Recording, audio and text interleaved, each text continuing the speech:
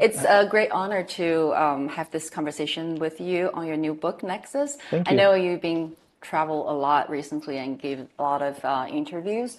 I think today I'd like to focus more on your personal experiences and perspectives, both within and behind the book. And I really hope this conversation can let the audience to have some valuable takeaways and inspirations which they can apply to their lives. I think it's very important because you have a profound impact on my life choices. So I hope this can also, through our interview, because I realize in China, your previous interviews is more like talking about more maybe within the book. So, I should say, like most of your readers, my first encounter with your work was through Sapiens, and which is a phenomenal bestseller worldwide. And it's not only gave a new perspective on human history, but also just let the readers like me to reflect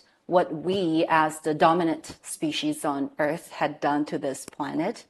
And for me, the most emotional, impactful moment was when the book points out a very harsh reality that actually human sapiens were not inherently virtuous beings. And whenever we went, destruction followed. And one of the most memorable parts was when, shortly after Homo sapiens arrived on the Australian continent, and 80% of the large marsupials went extinct. Yeah. And one night I literally just dreamed about the scenes you described in the book, and I woke up crying.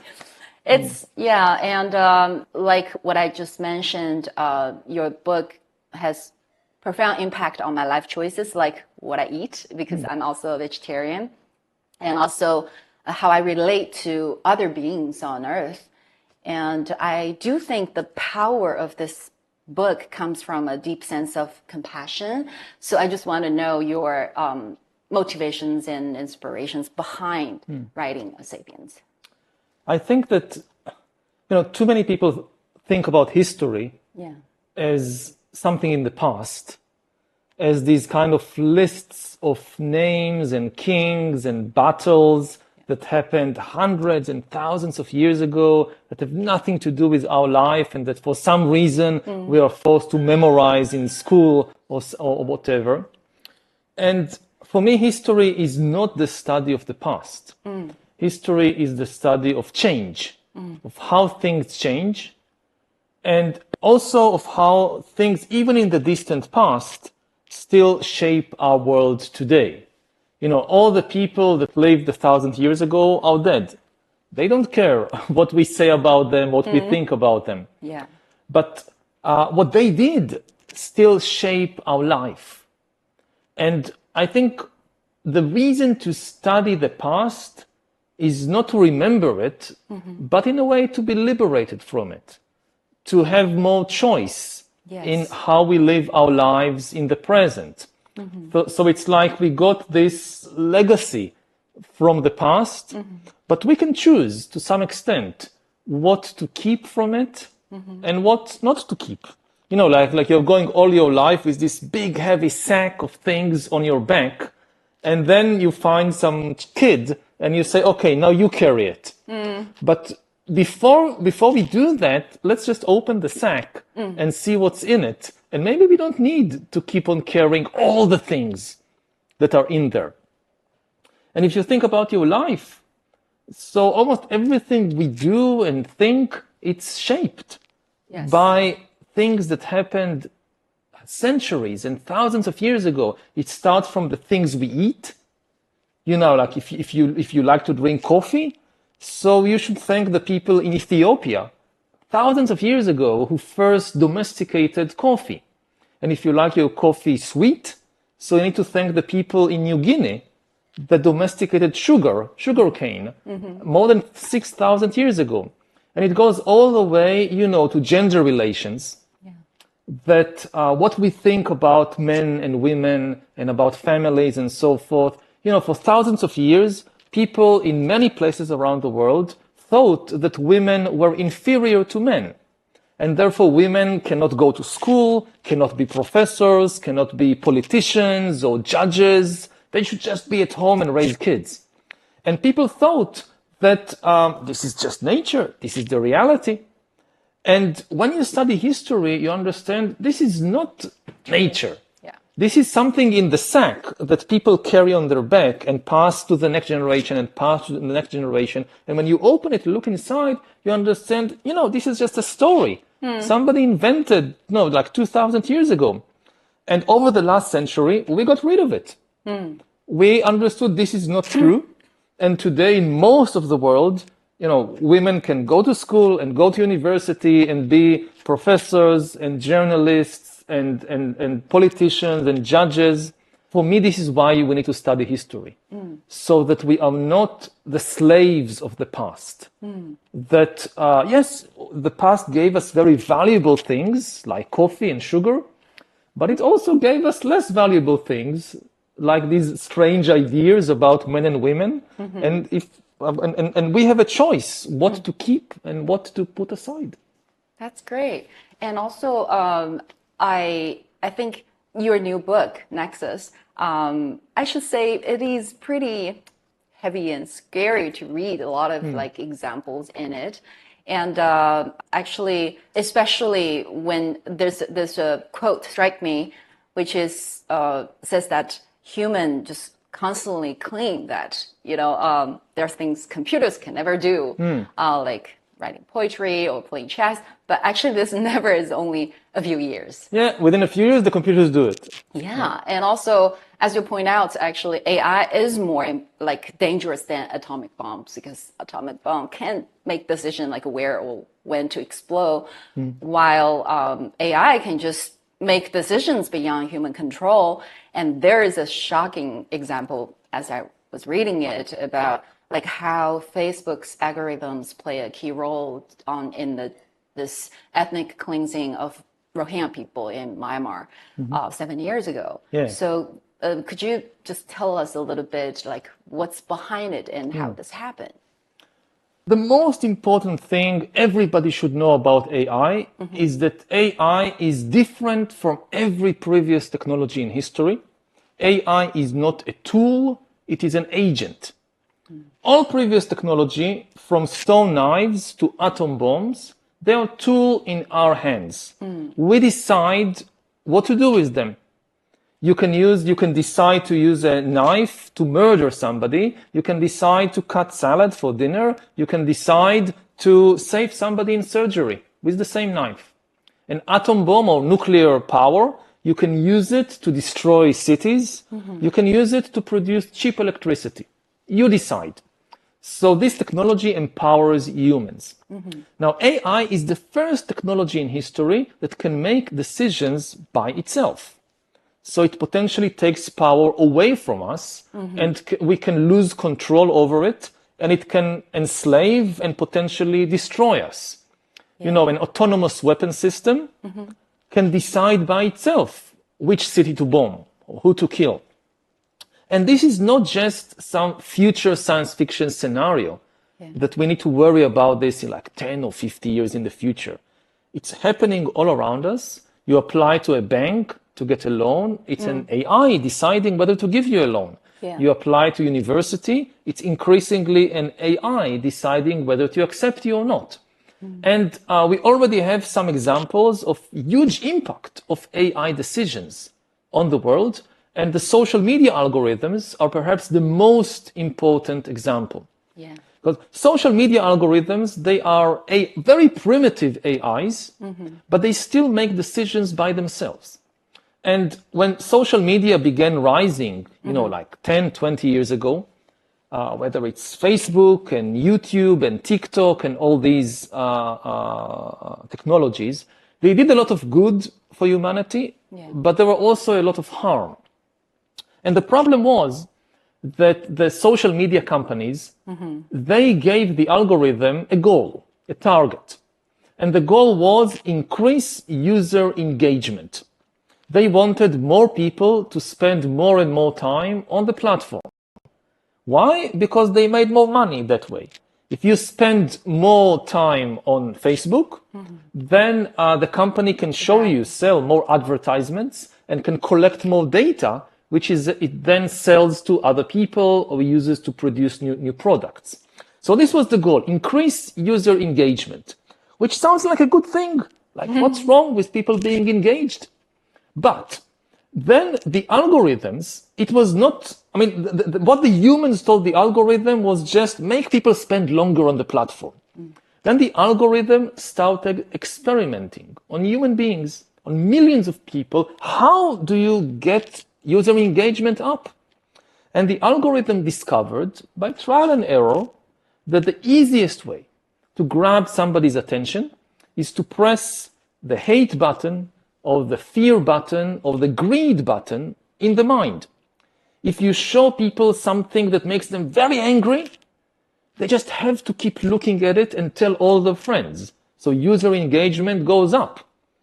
And even if it's not true, even if it's fake news, even if it's conspiracy theory, even if many good things are happening and only this small bad thing is happening, focus on the bad thing.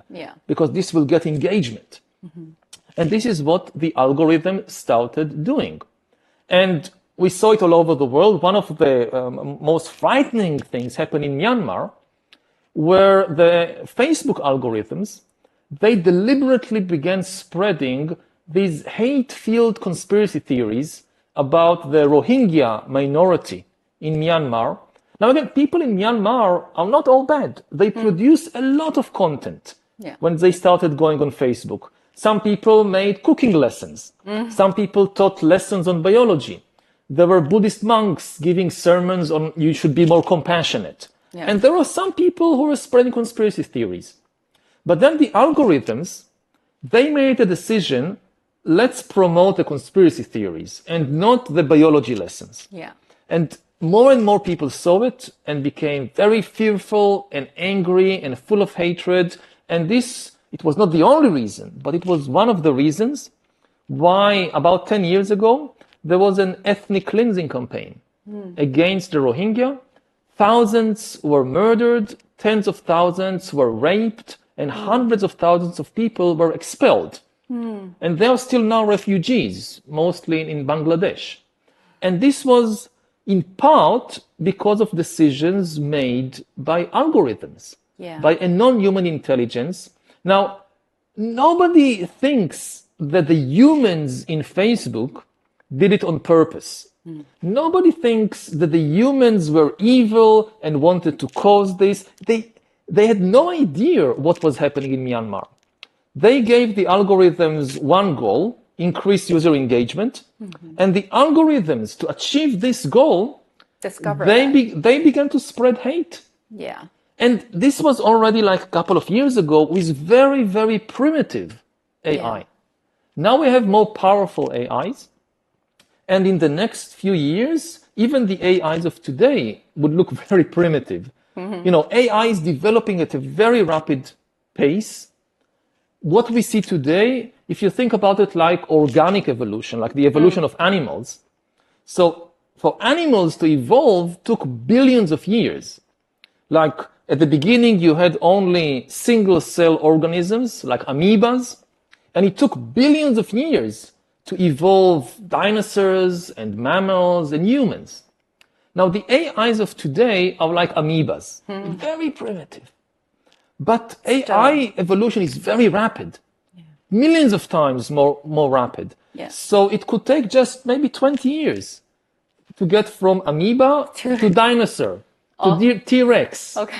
So, you know, if ChatGPT and all these algorithms of today, they are amoebas, how do you think T-Rex would look like? The dinosaurs would look like? And this can happen in 20 years. So when they start making decisions about us, what will happen to the world, to human society? And they are not necessarily evil, but they are just extremely powerful, and we cannot control what kind of decisions they will make, what kind of things that they will invent.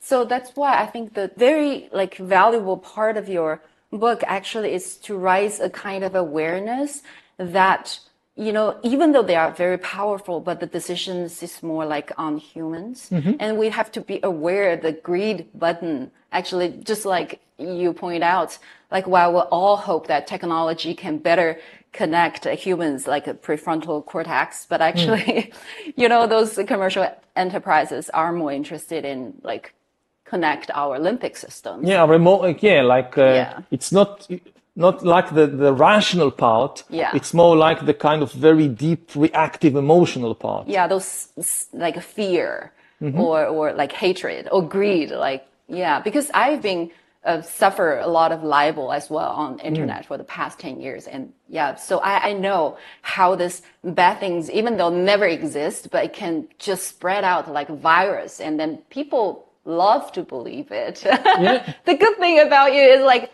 okay, she's good. That's it. So I can totally understand the horrible things like the speed of this spreading of the dangerous, like false informations or fabricated informations. And also you highlight a very dangerous possibility that AI is gonna manipulating humans by building up like intimate relationships, which is very scary because that's what we all need, right? This is kind of the next stage or the next front. That previously you saw a battle for human attention. Like there is so much content everywhere and people have limited time. So there is this kind of battle for attention. What will you focus on? Yeah. But the next front will be a battle for intimacy. So like the film Her. Exactly. Like the film Her is one of the best science fiction movies, I think, that were ever created, because it's not about, killer robots running around and shooting people. It's actually much more profound because AI is developing the ability to build intimate relationship with human beings. The AIs don't have any emotions of their own, as far as we know. But they are learning how to decipher human emotions because they're very good at analyzing data and recognizing patterns. And, this is how we recognize emotions. Like, how do I know what you're feeling right now? I can't feel what's in your mind. So I look at your facial expression, if you're smiling, if you look sad. I listen not just to your words, but to your tone of voice. And by analyzing these patterns, I learn to recognize when a person is angry, when a person is joyful, when a person is bored. Now, AIs are doing the same thing. They also analyze patterns and understand what humans are feeling. And they learn how to react and how to press our emotional buttons. And the big difference is that, humans all the time, we want people to understand us. Like we go around about life, and we want our parents to understand how we feel. We want our teachers to understand how we feel. We want our husband, our wife to understand how we feel. And they often don't. We are very frustrated that, my mother doesn't understand me. Or my husband doesn't understand me. And one reason they don't understand us is because they don't focus on our emotions. They focus on their emotions. If somebody comes grumpy from work, they had a hard time at work, and they come home and they meet you, and they are so focused on their emotions, they don't notice how you feel. But the AIs will be different because they have no emotions of their own. They are never angry. They are never sick. They are never tired. So they only focus on your emotions. And therefore they can read partner. You. That's the question. Is it a perfect partner? I mean, there is the kind of simulation of a perfect partner, a perfect friend, because they only focus on you. They really understand every nuance but they have no real emotions of their own. And then the question about relationships is, do I really just want somebody to understand how I feel and do things for me? Or is relationship also about caring about the feelings of somebody else? And the AI has no feelings. I mean, it can simulate feelings. So it can be a fake relationship, a fake intimacy. So in what kind of way they're like humans gonna to manipulate like this this misuse of AI? Because like, what is the danger behind like? That couple of dangers. I mean, one danger that the more easy to understand is that it will just be used to manipulate people. Like you meet somebody online. Already today, algorithms manipulate us online, but this is mainly by prioritizing certain content. Yeah. Like again, somebody produces conspiracy theory, somebody produces a lesson on biology, and the algorithm shows us the conspiracy theory and grabs our attention and manipulates us. The next stage is when you go online and you form a friendship with somebody that you think is a human being. Like you met somebody on some website and you have a good connection, they really understand you and they always listen to your problems and you start trusting them and you think, oh, I've made a friend, I have a good friend. Soulmate. Yeah, a soulmate. But it's not a human being, it's a bot. And then this bot uses the power of intimacy to start manipulating you. Very kind of in a very subtle way, convincing you to buy certain products, to support certain political views. I mean, in the past, we saw this battle for attention, but intimacy is much more powerful than just attention. If you want to change people's minds on anything, on politics or anything else, intimacy is the super weapon. Because a good friend can change our views in a way that nobody else can. Yes. So this is one danger. The deeper danger is that as people become accustomed to these relationships with AIs, it will become more difficult to form relationships with humans. And we will actually be more lonely and more dependent on the AIs. Why? Because again, it's kind of easier, the relationship with the AI, because it focuses on us all the time. So you have an AI that understands perfectly how you feel, and then you have a human who doesn't really understand how I feel. So I feel frustrated with the human, and I prefer the AI.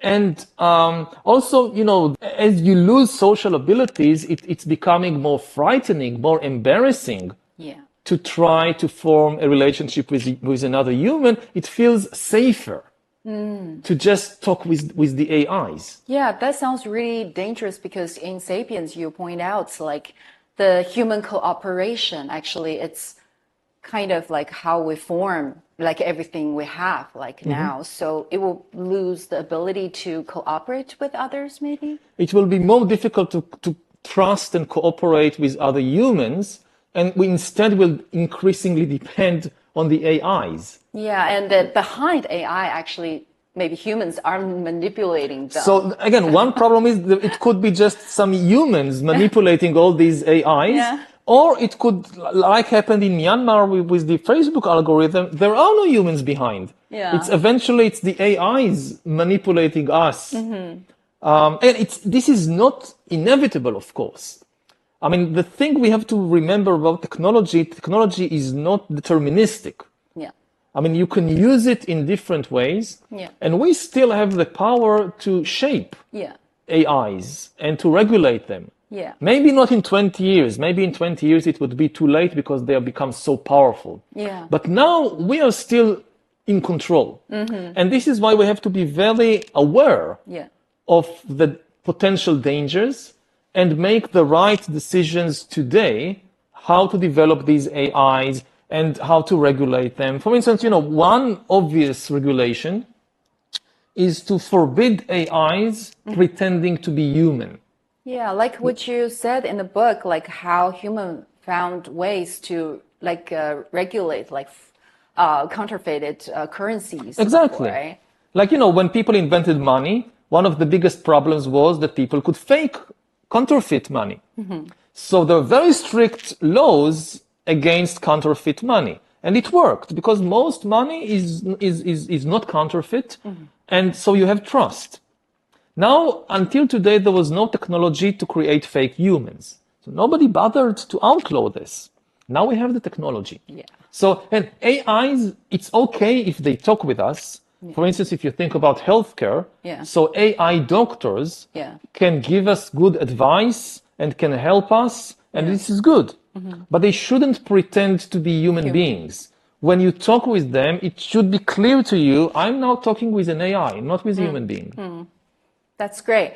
And but now we are really facing this time, like we have to coexist with AI. So what kind of skills are important for like modern people? I know it's a very hard question. Yeah, I think that there are two skills that I would highlight. Yeah. First of all is flexibility, especially mental flexibility. The world will change more dramatically and more rapidly than in any previous time in history. So nobody really knows how the world would look like in 20 years, how the job market would look like, what kind of skills people will need. If you focus on a very narrow skill, like I say, okay, I will learn to code computers. But maybe in 20 years, AIs code much better than humans, and it's totally unnecessary. So the safest bet is, first of all, to have a wide range of skills, and not just intellectual skills, but also social skills, also motor skills. Have a balanced skill set, and have the flexibility to keep learning and changing throughout your life.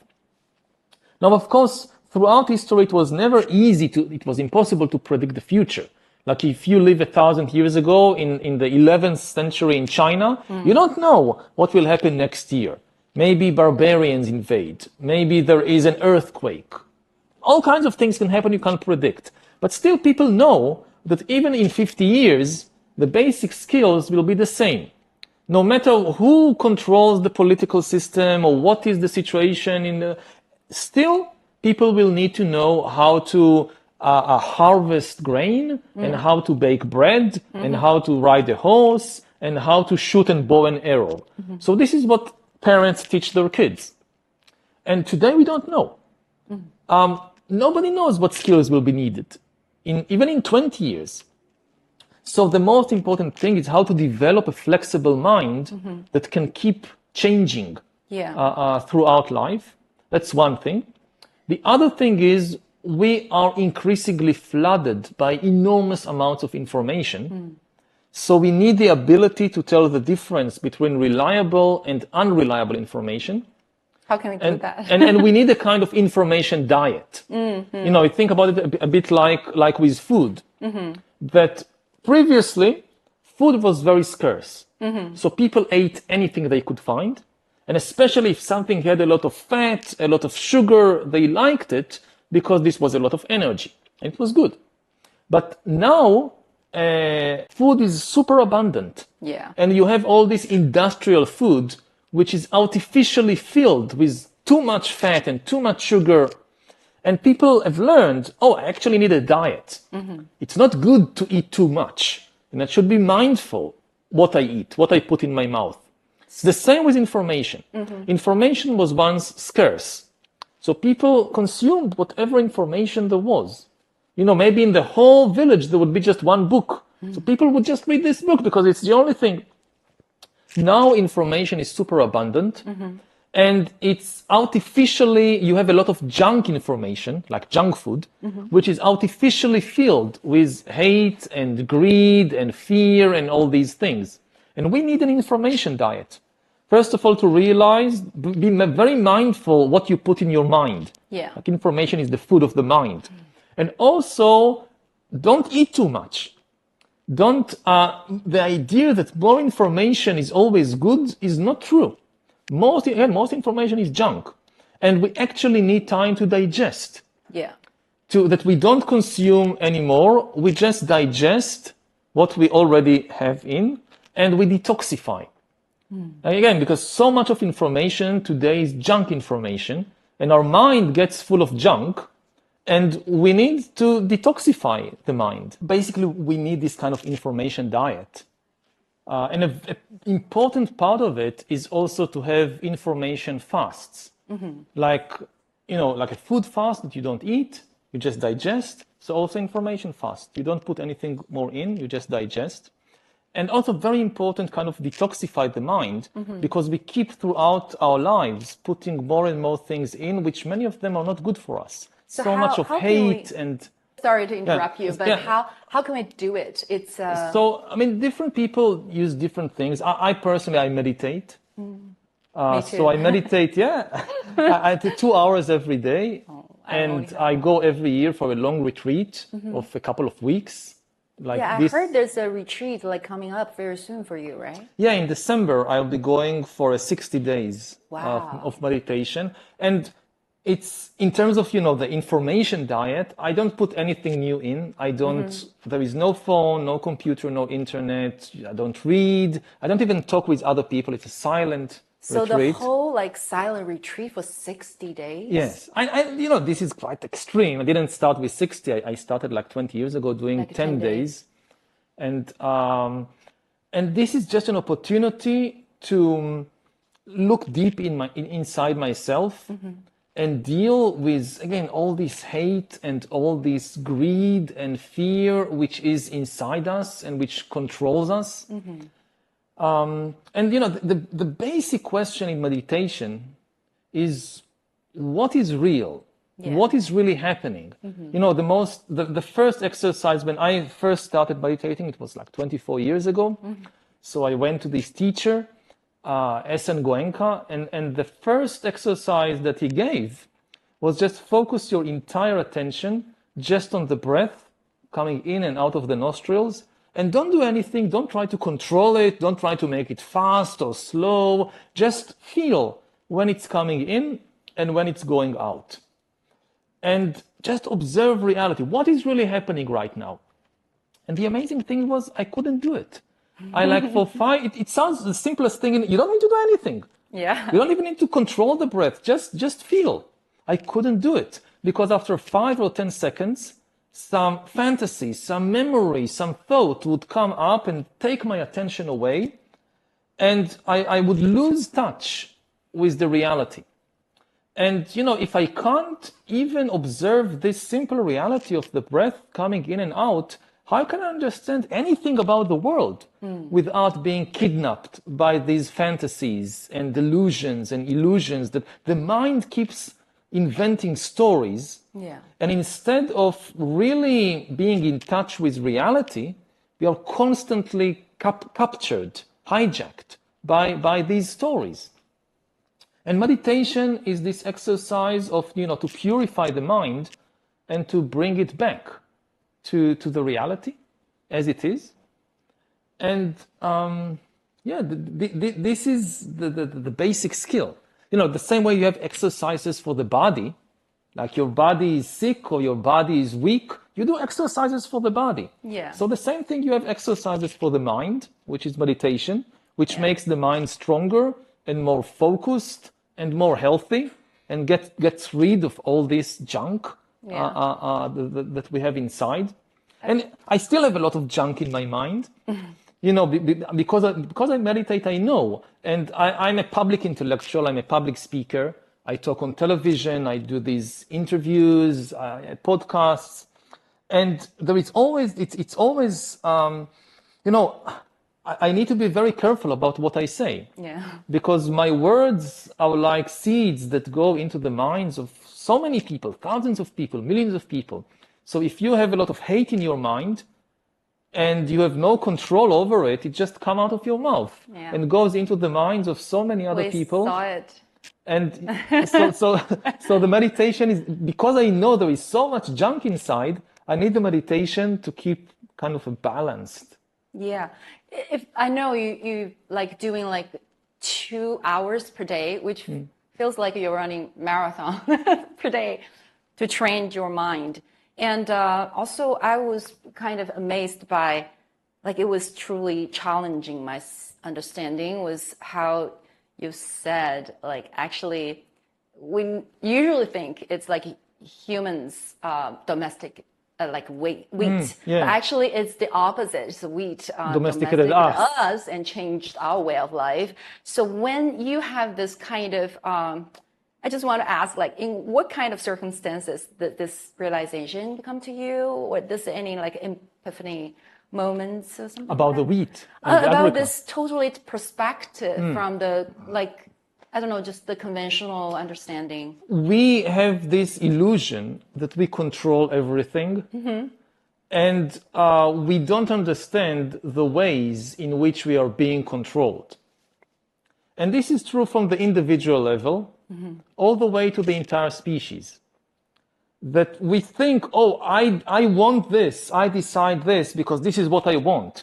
And you often don't realize, actually, this is what you want because you were manipulated or influenced, whether by social media algorithms, whether by cultural traditions, but by so many outside forces control us and we don't realize it. And it's also true on the level of the entire species. We think we control everything. And something like the agricultural revolution, we think we domesticated wheat and we control wheat. But actually, it was really the opposite. Because if you think who is serving who, like you had these ancient humans going freely in the forests, in the savannah, with quite a good life. And wheat was this tiny plant just growing here and there on a few hills, not very important. And then you have the agricultural revolution, and you have millions of humans being servants of wheat.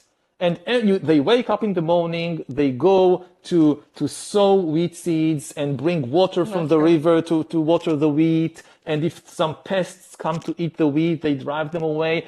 The only thing they do in life is just to serve wheat. And wheat, which was, again, originally this small plant in the Middle East, it started spreading all over the world, from the Middle East to Europe to China. Now you have wheat in America, you have wheat in Australia. Very successful. From the viewpoint of wheat, it domesticated us, not we domesticated it. And the danger is the same thing will happen also with AI. We think, oh, we are so powerful, we are so smart, we create this thing, it will serve us. But without noticing, it can do to us what wheat did to us. And we will be its servants. And to have this realization, you need the ability to look at reality from different perspectives. We tend to look at reality only from one perspective. And again, this is one of the skills of meditation. Stop listening to the stories in your mind and kind of try to look at reality from different perspectives. And again, something very important for that is also just the silence. That, the wisdom and truth are often hidden behind the shield of silence and even behind the shield of boredom. But in meditation, one of the most difficult things is to deal with boredom. People think that pain is the main difficulty. Like you sit for meditation, after half an hour, you have such a big pain, I can't deal with the pain. But actually pain, people very quickly find ways to deal with it because it feels heroic. I'm dealing with pain, I can overcome pain, I'm such a hero. When boredom comes, like you sit and you observe your breath, and breath Nothing coming in, going, and you feel, I'm such a busy person. I have so many important things to do. And I'm wasting my time just, observing breath. It's so boring. It's so useless. And this breaks people. Even my mom, she's retired and she's doing meditations every day. And then she couldn't. She feel like, I feel like I'm wasting time here. Like I said, what else do you need to do? Like I said, I don't know. It's so funny. It's this, pain, again, you can't miss it. But with boredom, what actually happens with boredom, you start having this uncomfortable, uneasy feeling that controls people far more effectively than pain. People sometimes quit jobs, people leave relationships, people break marriages because of boredom, not because of pain. They don't know how to deal with the boredom. It's really kind of unbearable.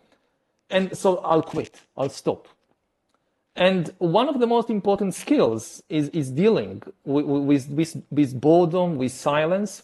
And this is one of the hardest things in modern society. Today, the world is moving so fast. And, everything is so excited. And we are overexcited. That's right. And non-stop. And we feel like everything is moving so fast. I can't stop for a moment. I can't slow down. But if you don't slow down, if you don't know how to live with silence, with relaxation, you will just drive ourselves crazy. Yeah. You know, I mean, again, computers can work without stopping. Humans can't. Yeah. They are inorganic, we are organic. Yeah. Organic beings, they work in cycles, like day and night, winter and summer, activity and rest. We need to sleep. And now in a world controlled by non-organic entities, by these algorithms and AI, they are constantly pressuring us to do more. Yeah. Never to stop. If you stop, your competitors will be ahead of you. Don't stop. Yeah. But animals must sleep. You must stop at a certain point. And you feel guilty when you slow down. You feel guilty when you stop. Yeah, it's just the fear of missing out, right? Yeah. It's just like you always feel like miss something. And then also, I think it's why anxiety become the norm for normal people, right? Even my mom got like anxiety. And you see it all the way to the leaders of the world. They are also very anxious. They don't know how to slow down. Like, you know, with this AI revolution, everybody who is in the industry of AI, like you go and talk, I talked with some of the most important people in the field, the people who manage these huge corporations that develop AI. And when you talk with them, they're mostly good people. They're not evil people. They are aware of the dangers. And they said, you know, we would actually like to slow down, to give humanity time to adapt, to think what to do. But we are afraid to slow down. Competition. Because if my company slows down, the other company will not, and they will win. If my country slows down, the other country will not, and they will win. So I must run faster. And you go and talk with the other company, with the other country. They tell you the same thing. Yeah. We want to slow down, but we're afraid they will not slow down. So everybody is running faster and faster. And this is now driving people crazy. It is driving the whole world crazy. Yeah. And people just don't know how to slow down. And then they say, okay, let's sit for meditation. So they sit for 10 minutes and close their eyes, and they become so anxious, like, I'm here doing nothing, and my competitors, like, something must be happening. I must get up and start acting. Yeah, but like the result of your meditation, like you have bestseller, like books. I think it's 45 million copies, right? Something like that. But it took a long time. You know, it's like every book is like 5 years, 6 years of research and writing. Yeah. And it's very, very slow. You know, books are still medieval. If you think about, I don't know, tweets, like on Twitter. So you write them in like 5 seconds, you press send, and it's all over the world.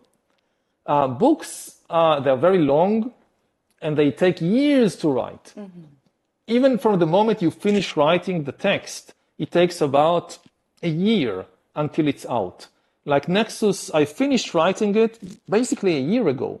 Yeah. And then you have all this kind of, you have to edit and you have to check for spelling mistakes and you have to, the layout and the printing, and it's really, and it's a good thing. It's a good thing. That, you know, also when I think about sports, so the sport that I most like to watch is football. And takes forever to win. Because in football is actually quite boring if you compare it to, you know, other sports like basketball. Like every minute, every moment something happens. Yeah. But in football you have like 90 minutes, and for much of it, they just pass the ball and nothing happens, and there is maybe one goal throughout the 90 minutes. But it's part of the game. I mean, if you only watch the goals, you're not watching football. I mean, you watch 90 minutes of nothing happens for this 1 minute when there is a goal. And it's also like this also in human conversations. Like, again, when you go and meet these very important people, one of the problems is nobody almost ever says anything important. Why? Because there is this immense pressure, like, this is such an important person, this is such a busy person. He or she, they manage a company worth trillions of dollars. They don't have time. So I must tell them every moment something extremely important, because if they are bored, they will just get up and walk. But when you're under this pressure to constantly say something extremely important, you never say anything important because you just repeat the same kind of slogans, the same kind of, and there is no space to actually explore and go deep and maybe learn something new. It's only in conversations that you feel secure that even if we don't say anything, even if we say something boring, they will stay with us. And we can explore together. And like I said, I mean, the truth is often hidden and wisdom is often hidden behind the shield of silence and boredom. If you spend a long conversation with somebody and you allow yourself to say unimportant things, this is where you can really go deep and suddenly discover something you just didn't know before. That's great. So are you still using, I know you refuse to use smartphones. Are you using that now? I have, I mean, it became impossible because there are so many services like in airports or healthcare that they demand you have a smartphone. So I have a smartphone. So how can you manage your home time? I have a smartphone diet, like an information diet. It's not always, like, it's not on me now. I came here, I left it back at the hotel. I mean, I have it in case I need to use it for the bank or something, but most of the time it's on silence, it's in some drawer. Sitting there. When I need to use it. You are the tool, you're not my master. Exactly, you're the tool, not the master. Yeah. And of course, I also have to admit that I have a team that they carry the smartphone. I mean, people like to arrange this interview. So people talk with each other, but not with me. Yeah. So my husband, actually, he's kind of the business genius of the family. I know how to write books and to give interviews and develop these ideas, but I'm not good with business side, like making contracts and hiring people and managing a company. And we now have a social impact company with like 20 employees around the world, also in China. And he's the one that manages it and set it up and manages it. And he has the smartphone because he has to be in touch with all the people. And this gives me the kind of, and I know that for most people, it's a privilege not to have a smartphone all the time. Because in many jobs, your boss demands that you're always available. And if you have kids in school, you have always to be in all these groups with the school and whatever. So I wouldn't tell people, oh, don't use smartphones because this is unrealistic. Yes. But how can we manage it? Like maybe bring more awareness or something? This is why I use the example of a diet. Yeah. I mean, we need to eat every day, and still we need to be aware of how much and what we eat. So the same way we need to develop this kind of information diet that, yes, we need a smartphone and we need to be on social media and we need to have all these connections, but be more mindful how much and what you're consuming. Yeah, that's I think that's really, really important because the last topic will be the human happiness. But I think you cover the most important part is through kind of meditation or information diet, we can slow down. We have to admit we are different from AI. We need to rest. Yeah, AI doesn't need to rest. We do. And again, I don't want to say everybody must meditate because also I've learned that different things work for different people. Yeah, maybe sports or something. I mean, maybe for somebody to sit with closed eyes, it's not doesn't work. But for them, sports work. Yeah, like they take time off, and every day or every week. They, they could go hiking, they can play football, and somebody else for them out is the way they do it. Like they paint or they play music. So the first thing is discover what works for you. Don't think that there is like one size fits all. Because I'm meditating, so everybody must meditate. No, maybe for you going on a hike or playing music works better. Yeah. And then invest in it. Like think about it as really a gift you're giving yourself, and an important training for the mind. Yeah, and also with this half an hour or 20 minutes doing nothing actually can be very productive later. Extremely. Again, that sometimes the most productive thing you can do is do nothing. Yeah, you need to know that to convince yourself, okay, I'm doing something really important here. And I know you are vegetarian, so this little last question is for myself. It's like why you choose to be a vegetarian, like this diet. So two things. I mean, first of all, it's for ethical reasons. It's not for, I think it's also healthy, but again, different people have different stomachs. They have different, so I wouldn't say, everybody for health reasons, but for ethical reasons that in my research, I studied both the mind of animals and realized that, cows and pigs and chickens, they also have feelings. They feel pain. They can feel fear. They can feel sadness. Like when you separate a mother cow from her calves, both of them, both the mother and the offspring, are really in despair. They're frightened. They're sad. And this is what happens in the meat and dairy industry. That, all the meat we eat, it comes from animals we killed for it. And also the milk, cows produce milk in order to feed their children, their young. And in the dairy industry, what you do, you get a cow pregnant, it gives birth to a young calf, and then you separate the mother from the offspring. Usually you slaughter the young calf for meat and you milk the mother. And this is where our milk comes from that. And so I just didn't want to be part of this.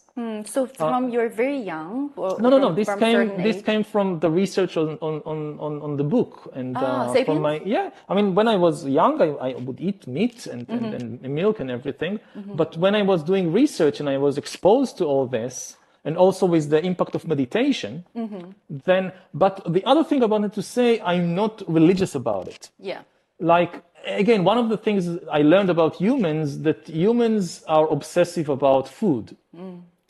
And they can, and it's we need a balanced attitude. So especially when I'm traveling, if somebody invites me to a dinner and they made something with butter, I would eat it. It's not like, this will pollute me, I can't touch it. No. Yeah, me too. Sometimes if it's a birthday cake, I would just eat it. Yeah, I mean, just eat it. I mean, because people give too much importance only to food. I mean, if you want to improve the situation of animals, food is not the only thing we do to the animals. Yeah. We have huge impact in so many other ways, destructions of habitats and things like that.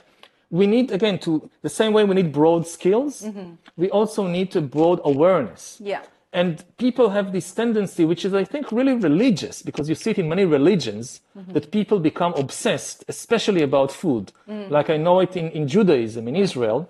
So people are willing to steal and to do terrible things. No, but I won't eat this food because there is a food taboo on this. It really is deep in evolution. It goes, there is in the human mind, there is a disgust mechanism. Yeah. That evolution gave us to protect us from dangers, like sources of pollution. But then religion hijacked this and make people feel that if I touch this, if I eat this, I will be impure. Yeah. I will be kind of, and I'm very careful not to fall into this trap. Yeah, not to kind of build another cage or prison for yourself. Exactly.